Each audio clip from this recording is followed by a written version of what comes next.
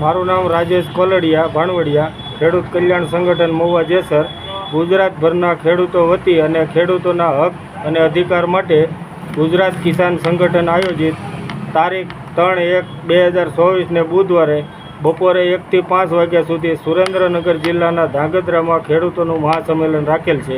સ્થળ દેસાઈની વાડી, જોગાસર રોડ, કુડા ફાટક પાસે, મુકામ ધાંગધ્રા, જિલ્લો સુરેન્દ્રનગર. આ મહાસંમેલનમાં દિલ્હી આંદોલનના સંયુક્ત કિસાન મોરચાના અનેક ધુરંધર ખેડૂત નેતાઓ હાજરી આપશે. તેથી આપણા ભાવનગર જિલ્લાના ગામે ગામથી ખેડૂત ભાઈઓને 3 જાન્યુઆરીએ ધાંગધ્રા પધારવા ભાવભર્યું જાહેર આમંત્રણ. તેમજ સંમેલનમાં લડાયક ખેડૂત નેતા અને ખેડૂત કલ્યાણ સંગઠનના પ્રદેશ પ્રમુખ ભરતસિંહ વાળા તરેડી અને જિલ્લાના ખેડૂત અગ્રણીઓ ઉપસ્થિત રહેશે. અને હાલ સરકારે ડુંગળીની નિકાસબંધી જાહેર કરી, તેથી ડુંગળીના ભાવ ગગડતા ફક્ત ગુજરાતના ખેડૂતોને રોજની ઓછામાં ઓછી 20 કરોડ રૂપિયાની ખોટ છે. તેથી સરકાર વહેલી તકે ડુંગળીની નિકાસબંધી હટાવે અથવા 1 મણ ડુંગળી 1000માં ખરીદો તેમજ કપાસની આયાત બંધ કરો તો દેશના ખેડૂતોને 1 મણ કપાસનો ભાવ 2500 આસાનીથી મળે તેમ છે. તો આયાત શા માટે? આ વર્ષે ખેડૂતને 1 મણ કપાસ પકવતા 2268 રૂપિયાનો ખર્ચ થયેલ છે. તે કપાસ ખેડૂત 1200 થી 1400માં લાચાર થઈને મજબૂરીથી વેચવો પડે છે. તેથી ખેડૂતોની માંગણીઓ પ્રમાણે 10 દિવસમાં સરકાર ઉકેલ લાવે, અન્યથા ધાંગધ્રાની ધરા પરથી 10 દિવસ પછી ગુજરાતભરના ખેડૂતો કપાસ, ડુંગળી, સિંગ, દૂધ અને શાકભાજી એવી કોઈપણ જણસી વેચશે નહીં તેવી ભીષ્મ પ્રતિજ્ઞા ધાંગધ્રામાં લેવા છે. જય જવાન, જય કિસાન. તો મિત્રો, ખેડૂત કલ્યાણ સંગઠન ગુજરાત જેસર અને મહુવા તાલુકાના અધ્યક્ષ શ્રી રાજેશભાઈ પટેલ દ્વારા જે રજૂઆત કરવામાં આવી તે પ્રમાણે આ ગુજરાતનું મોટામાં મોટું ખેડૂત સ્નેહ મિલન યોજાવા જઈ રહ્યું છે. તારીખ 3/1/2024 અને વાર બુધવાર.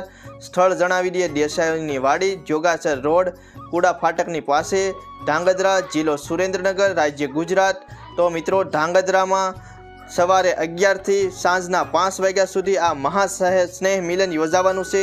ખેડૂતોને ધ્યાનમાં રાખીને ડુંગળી, કપાસ તેમજ મગફળી વગેરેના ભાવમાં સુધારો થાય તે અંગે રાજ્ય જ નહીં પરંતુ દિલ્હીથી તેમજ અન્ય રાજ્યમાંથી ખેડૂત આગેવાનો પધારવાના છે અને ખેડૂતો માટે ખાસ ફાયદાકારક રજૂઆત થવાની છે. તો મિત્રો, અવશ્ય પધારો ગુજરાતમાંથી તમામ ખેડૂતો.